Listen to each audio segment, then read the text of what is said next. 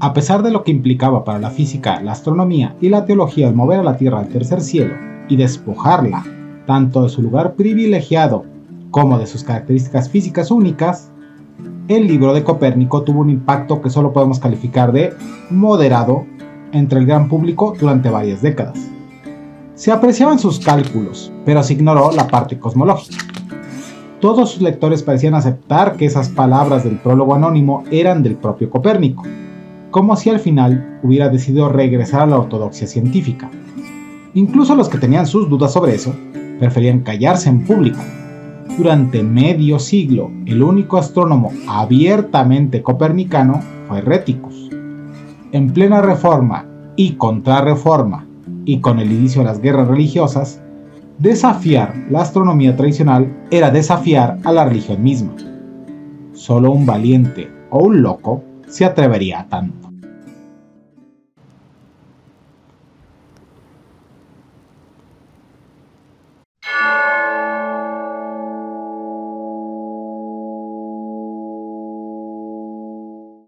Arthur Koestler llama al Revolutionibus el libro que nadie leyó, a lo que el profesor Owen Gingerich responde con un libro titulado El libro que nadie leyó, que la primera edición del Revolutionibus fue el libro mejor catalogado y mejor conservado solo después de la Biblia de Gutenberg.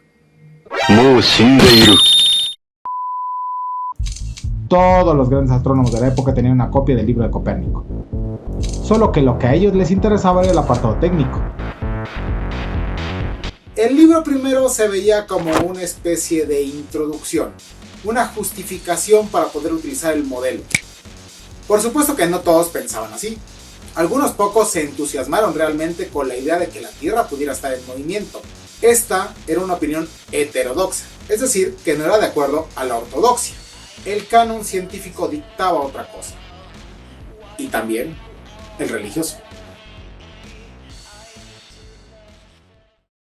Pero ¿qué tiene que ver la ortodoxia religiosa con las estrellas? Para responder a esta pregunta, primero debemos hablar un poco de Dante Alighieri y de su obra más conocida, la Divina Comedia. En el libro de Dante hay una representación completa del universo. En su búsqueda de Beatriz, el poeta baja hasta los infiernos. 9 círculos desciende hasta llegar al centro de la tierra, donde Satanás está encerrado en una prisión de hielo. Luego, escala por el monte del purgatorio hasta llegar a los cielos.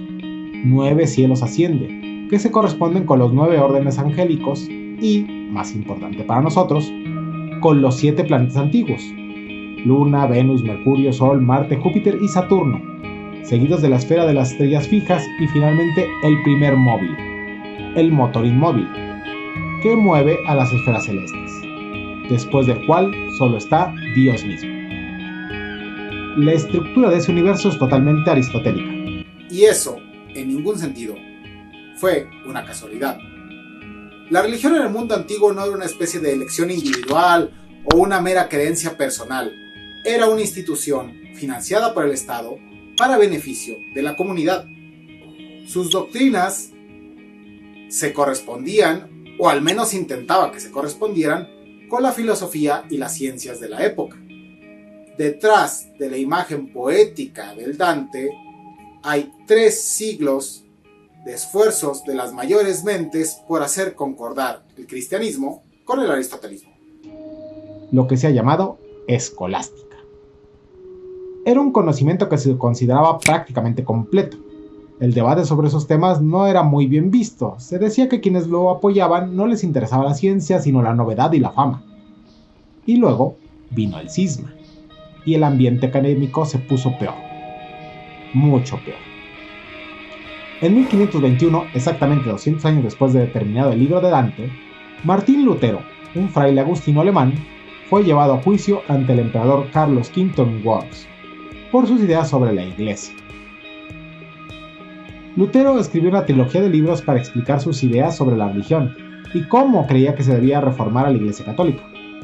A la nobleza cristiana de la nación alemana, un llamado a los príncipes civiles para recuperar la autoridad sobre la Iglesia. La cautividad babilónica de la Iglesia, una feroz crítica a las costumbres principescas del papado que incluía la venta de cargos eclesiásticos, y la libertad del cristiano, un manifiesto que afirmaba que todo el mundo puede leer la Biblia directamente sin necesidad de someterse a la autoridad de nadie. Esos libros se escribieron en mitad de una disputa entre el fraile y la autoridad católica romana.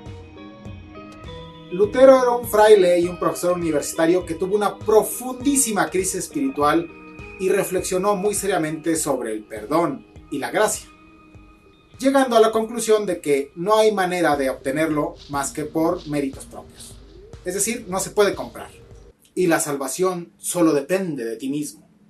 Sí, sé que suena un eslogan muy moderno, pero si tiene este aire de modernidad es porque muchos se inspiraron después en la obra de Lutero, pero en realidad su propia inspiración estaba en el cristianismo primitivo.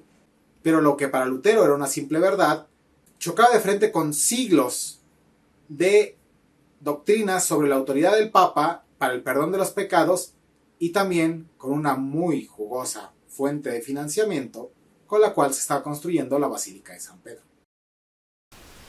Si Lutero no terminó preso o en la hoguera, fue porque sus ideas casaban bien con las aspiraciones de los nobles alemanes, que buscaban una mayor independencia política y no pagar impuestos a Roma. El duque de Sajonia, Federico, apodado el Sabio, secuestró a Lutero y lo salvó de Worms. Lo que empezó como una disputa con tintes escolares terminó en un cataclismo que partió la iglesia en dos. Los fieles al papado por un lado y por otro un grupo de inconformes que exigían cambios. Protestantes los llamaron a modo despectivo y todavía los llamamos de ese modo. Había empezado la Reforma Protestante. ¿Y qué tiene que ver todo este lío con la astronomía? Pues directamente parece que poco, pero indirectamente muchísimo. Ambos bandos decían tener la verdad.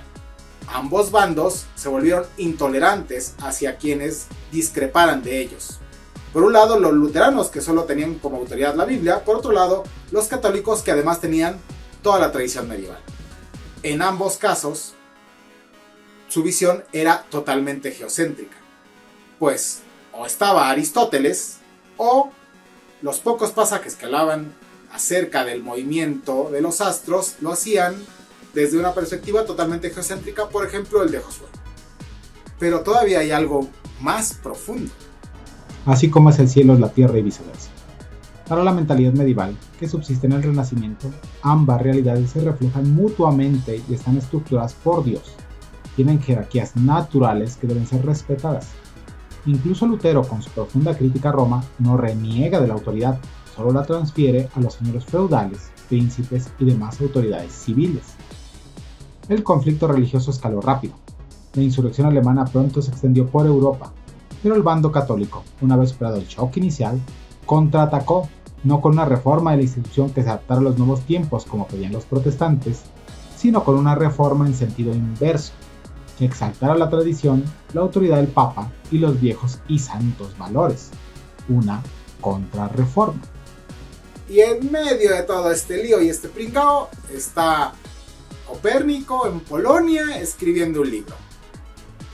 Mal momento para mover la Tierra al tercer cielo. Pero no así para hablar de astronomía, pues recordemos que estamos en plena época de las exploraciones. Así que se puede hablar de astronomía, pero cuidado con lo que estás diciendo. Quizás Copérnico no fuera famoso entre las masas, pero sus ideas sí se conocían entre los intelectuales.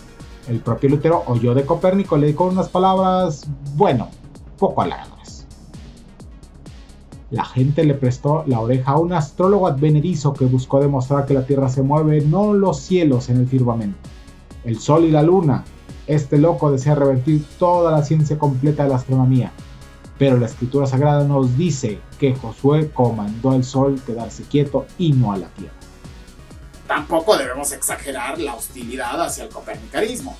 Tenemos a Heréticus, un famoso protestante, incluso muy cercano al círculo de Lutero, y copernicano, quien fue ridiculizado un poco por sus opiniones, pero de ahí no pasó la cosa. La astronomía ocupaba un lugar, siempre y cuando no se saliera de sus ámbitos, igual que la filosofía natural. Recordemos, filosofía, esclava de la teología. Filosofía, ancila, teología. Como ya contamos, fue Heréticus quien se llevó el manuscrito de Copérnico a Alemania para que lo imprimieran en Nuremberg, por Johannes Petrus, un famoso impresor de la época. pero alguien más estuvo a cargo de supervisar la edición.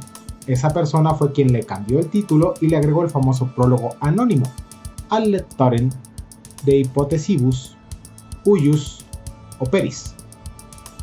El culpable fue Andreas Ossian, otro teólogo protestante muy cercano a Lutero, quien decidió que era mejor para el libro no levantar demasiada polémica. No sabemos ni llegaremos a saber si lo hizo por ayudar a que se difundiera sin problemas o porque les agradaba pensar en el heliocentrismo como algo real.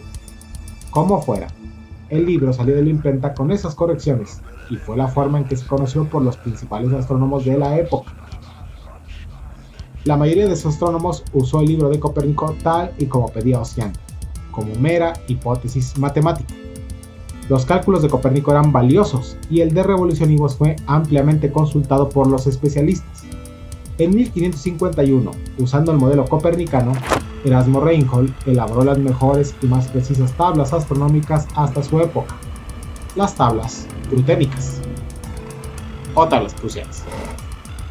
En esas tablas va implícito el heliocentrismo, pero todavía faltaba que alguien sacara el verdadero potencial que tenía el libro de Copérnico.